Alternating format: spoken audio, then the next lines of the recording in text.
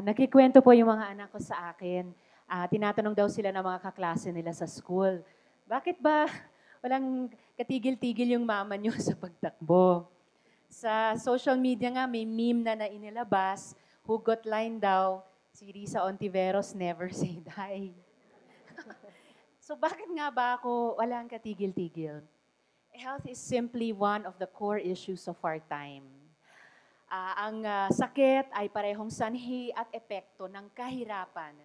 Sanhi dahil kapag kailangang magpagamot ang isang miyembro ng pamilya, posibleng maubos ang life savings ng pamilya, mabaon pa sa utang.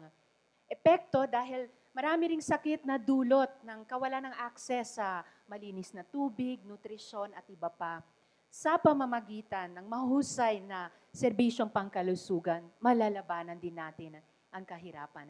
Kaya dalhin po natin ang ating pangarap na Healthy Pinoy, Healthy Pinas.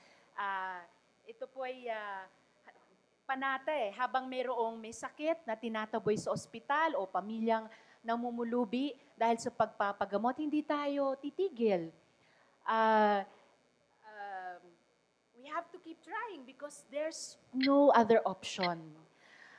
Muli ako po si Risa Ontiveros, health advocate, babae, nanay, sa pag-ibig, sa advokasya at sa buhay, di tayo titigil dahil may mga laban na sadyang di binibitawan.